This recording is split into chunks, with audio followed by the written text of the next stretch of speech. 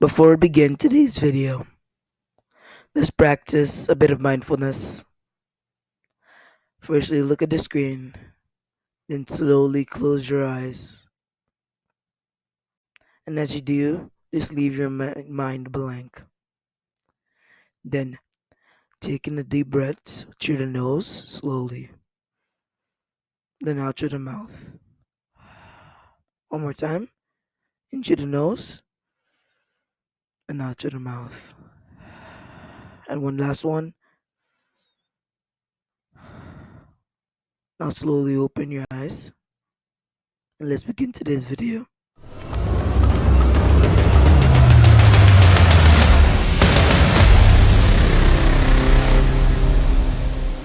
Today we're going to be talking about the nose's anatomy, its common illnesses, as well as its rare illnesses, like we did for our past videos.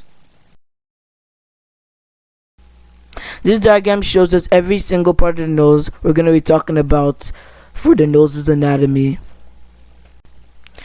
There are 4 paranasal sinuses that are all air-filled cavities located within the bones of the skull and face.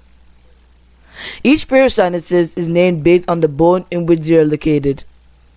These paranasal sinuses include the frontal sinuses, the maxillary sinuses, the ethmoid sinuses, and the sphenoid sinuses. The general function of all these sinuses are as follows: reducing skull weight.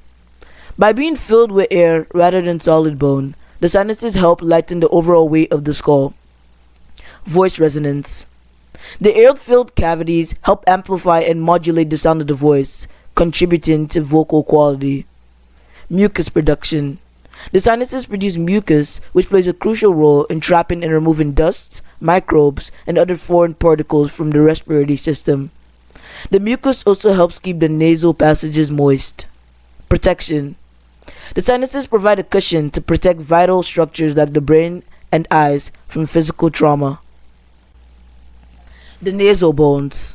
The nasal bones sit midline to each other to form the bridge of the nose. Nasal bones are normally small and oblong, but can differ in size and shape in different people. The function of each nasal bone is to bind together the cartilage that forms individual nose contours and shapes. Cartilages. The human nose is supported by several cartilages that provide its shape and structure. There are 5 primary cartilages in the nose. The nasal cartilages, or lateral nasal cartilages. These are the paired cartilages located on each side of the nose, forming part of the outer framework. Its function is to help shape the sides of the nose and support the nasal tip. Septal cartilage. Located in the center of the nose, this cartilage forms the nasal septum, which divides the nasal cavity into 2 nostrils. Its function is to provide structural support to the septum and helps maintain the separation between the nasal passages.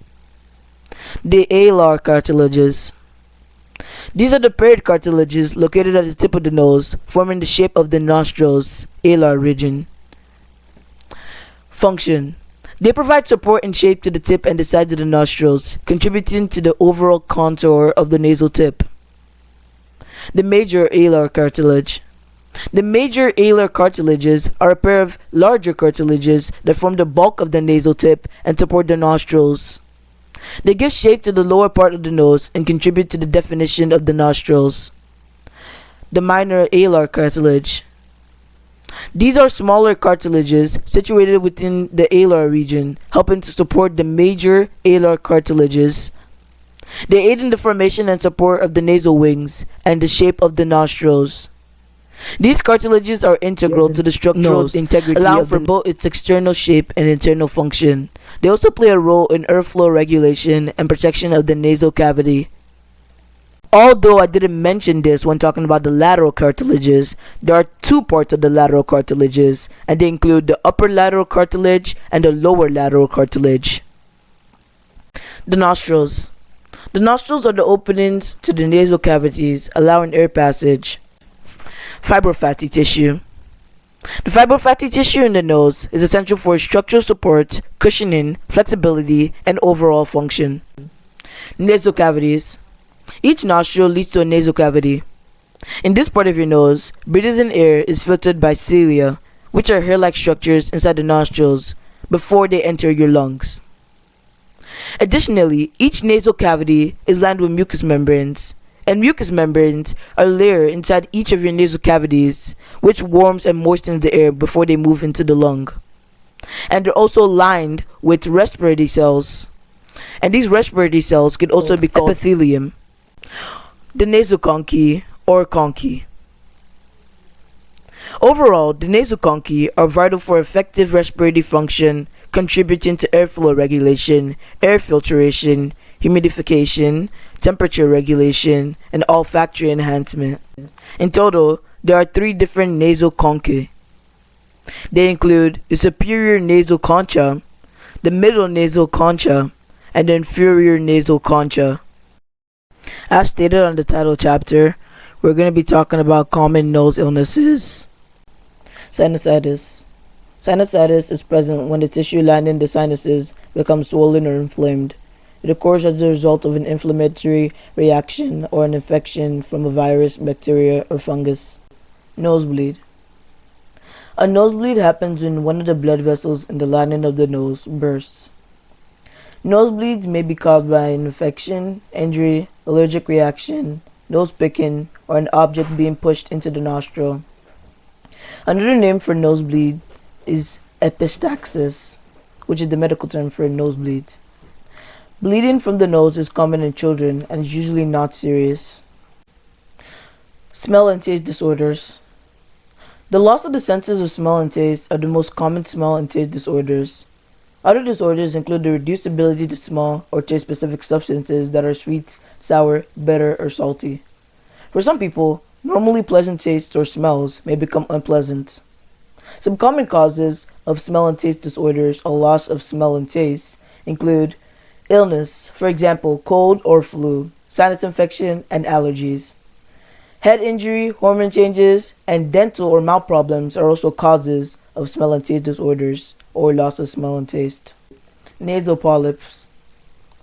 Nasal polyps are soft growths on the lining of the nose or the spaces inside the nose, known as sinuses. Nasal polyps aren't cancer. Nasal polyps often occur in groups, like grapes on a stem. Nasal polyps happen often to people with asthma, allergies, repeat infections, or nasal inflammations. Allergic rhinitis.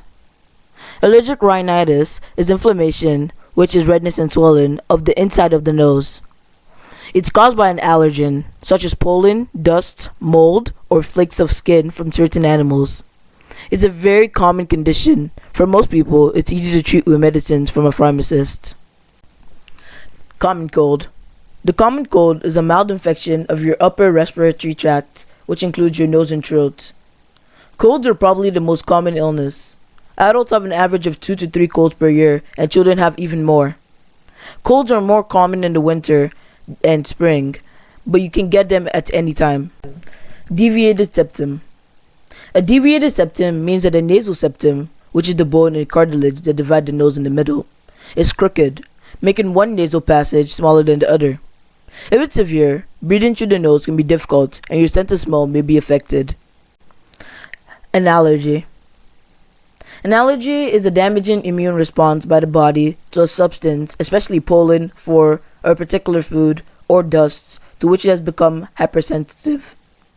The substances that cause allergies are called allergens.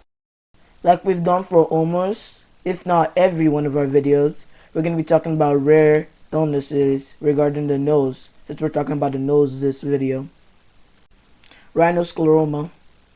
Rhinoscleroma is a chronic granulomatous disease caused by the bacterium Klebsiella rhinoscleromatis.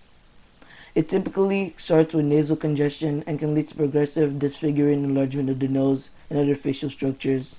It can also affect the throat and lungs. Cystic fibrosis, or CF for short. While CF is primarily known for affecting the lungs, it can also impact the nasal passages. People with CF can develop nasal polyps and chronic sinus infections due to thick mucus production. Cherick-Strauss syndrome. Cherick-Strauss syndrome is another form of vasculitis that primarily affects the respiratory tract and can cause nasal symptoms such as congestion and bleeding, along with systemic symptoms affecting various organs. Just to be clear, the reason why the picture on screen says EGPA when I'm talking about Churg-Strauss syndrome is because of Churg-Strauss syndrome is a former name for EGPA. Nasal Behçet disease. Behçet's disease is a rare chronic condition that causes inflammation in various parts of the body. Nasal symptoms can include painful ulcers and inflammation in the nasal passages. Leprosy. Leprosy or Hansen disease.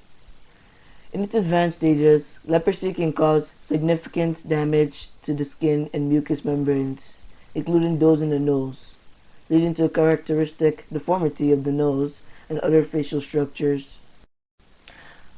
We have now reached the end of today's video. And with that, I would like to thank you if you made it this far and watched all along. And I hope you enjoyed today's video and gained some knowledge about the nose. And please, before you leave this video or exit YouTube, please like and subscribe. And you can leave a comment telling me some improvements I should do on my video. Thank you for listening to this video. Have a great day.